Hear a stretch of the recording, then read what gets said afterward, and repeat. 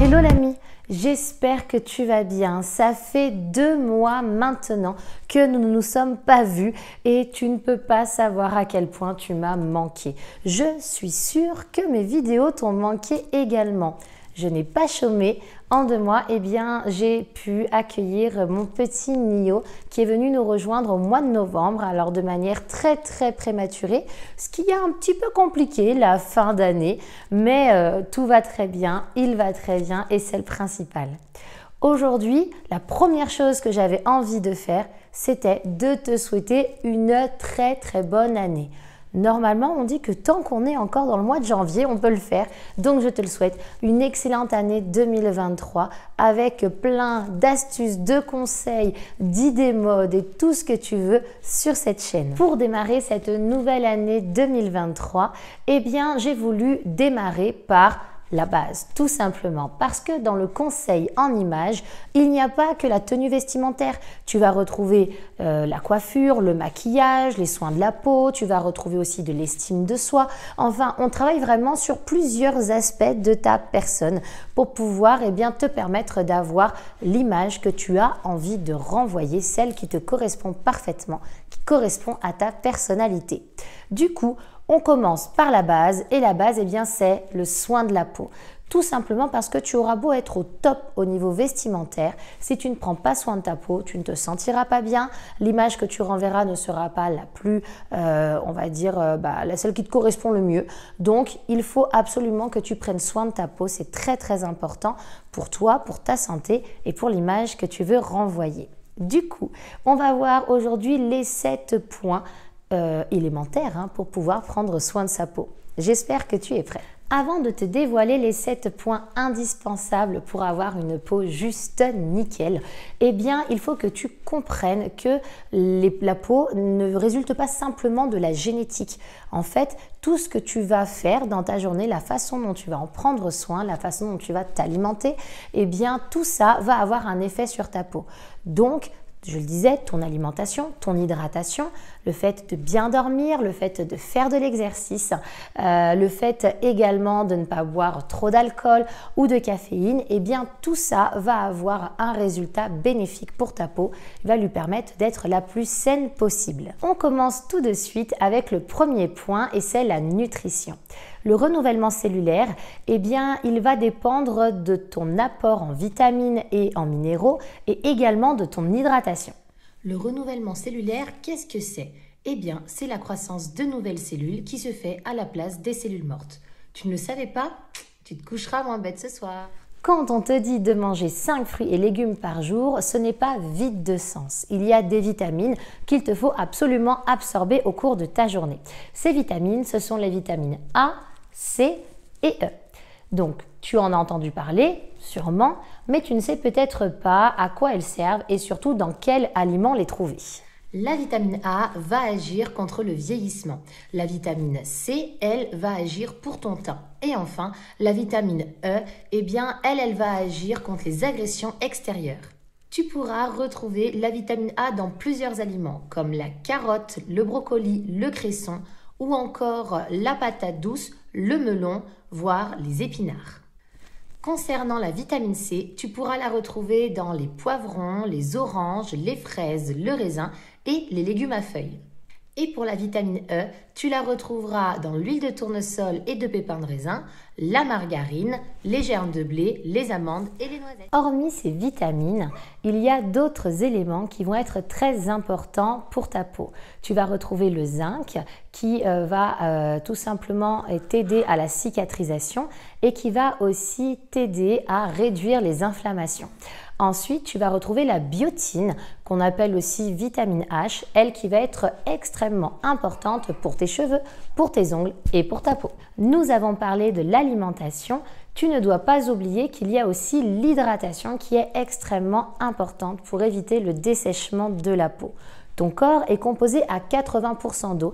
C'est pour ça qu'il va falloir que tu lui apportes en plus des aliments qui vont être riches en eau et il va falloir aussi consommer au moins 8 verres d'eau par jour pour éviter ce dessèchement et avoir une peau de belle qualité. Nous avons fini avec le premier élément. Nous allons voir le second qui est l'exercice physique. L'exercice physique? No way! Ça fatigue, tu transpires, le maquillage coule. Au mieux, j'accepte de faire de la gymnastique faciale. Ok, merci, mais la gymnastique faciale ne va pas être suffisante, loin de là. Et oui, parce que si tu veux avoir une jolie peau, une peau saine, il va falloir faire de l'exercice physique, c'est très important. Pourquoi? Parce que tu vas augmenter ton rythme cardiaque. En augmentant ton rythme cardiaque, tu vas avoir une meilleure circulation sanguine et du coup, une meilleure oxygénation de la peau. Tout est lié. En plus, le fait de transpirer, eh bien, cela va t'aider à évacuer les impuretés de ton corps et faire peau neuve, ça fait du bien. Maintenant, si tu n'es pas sportif ou pas sportive, ne t'inquiète pas, hein, tu n'as pas besoin de faire des dizaines et des dizaines d'heures par semaine. Il te suffit de faire 20 à 30 minutes de sport par jour. Et ce que je te conseille, c'est d'allier un sport doux avec des exercices de musculation. Tu n'es pas sans savoir que tes cellules corporelles vont pouvoir se réparer et se renouveler lorsque tu vas dormir.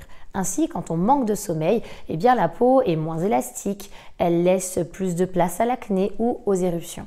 Donc c'est vraiment très important de pouvoir avoir une bonne nuit de sommeil pour permettre à ta peau de se régénérer. Tout le monde le sait, l'exposition excessive au soleil est vraiment l'ennemi numéro 1 de ta peau. Il faut faire très attention.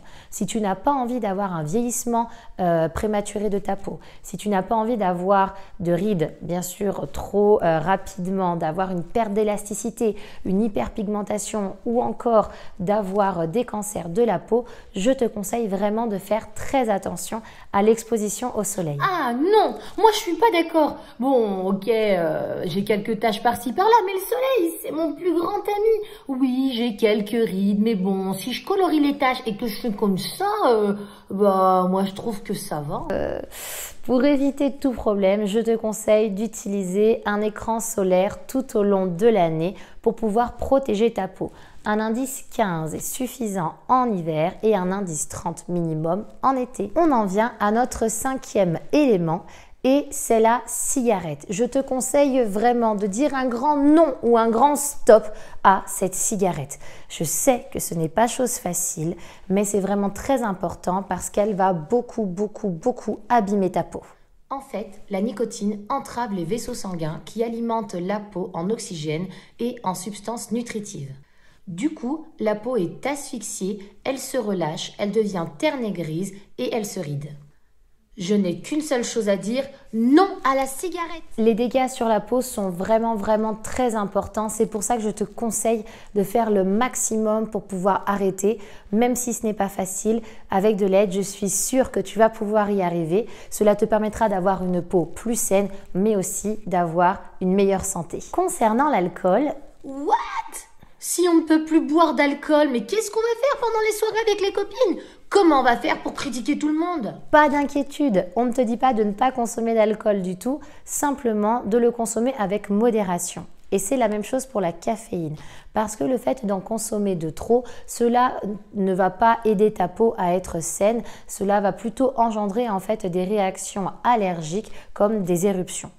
Un conseil, à chaque fois que tu vas boire de l'alcool ou de la caféine, je te conseille de boire un verre d'eau également. Nous arrivons à notre dernier élément pour pouvoir avoir une belle peau saine. Eh bien, c'est la gestion du stress. Tu n'es pas sans savoir qu'à chaque fois que tu as un état de nervosité, eh bien, cela va pouvoir se voir sur ton visage. Ces fluctuations hormonales vont entraîner de l'acné et d'autres problèmes cutanés.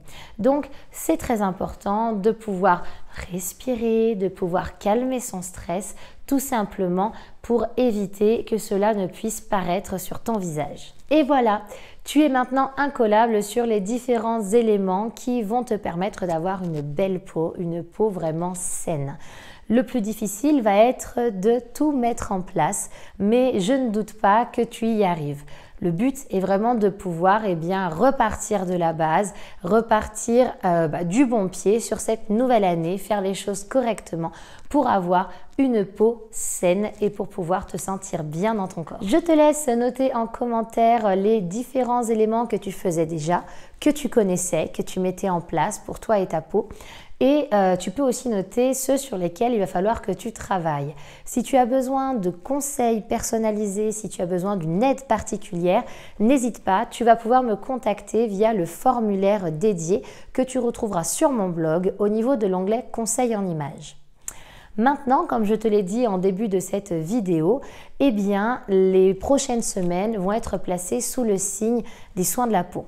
Maintenant que tu sais ce qu'il faut faire, ce qu'il ne faut pas faire, je te propose la semaine prochaine de pouvoir découvrir les différentes peaux qui existent, les différents aspects.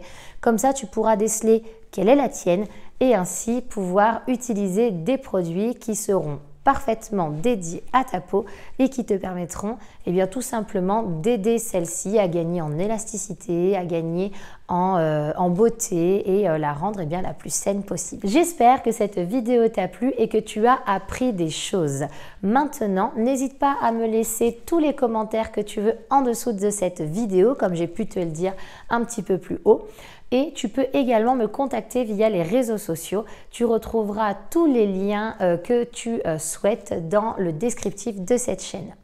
Maintenant, le conseil de cette année 2023, c'est bien sûr de t'abonner à cette chaîne YouTube pour ne rien louper de toutes les informations, de tous les conseils, les tips que je vais pouvoir te donner concernant le conseil en images et concernant la mode également. Je compte sur toi. Maintenant, il ne me reste qu'à te souhaiter une bonne fin de semaine, un bon week-end et je te donne rendez-vous la semaine prochaine. Tu m'avais vraiment manqué. Beijos, l'ami.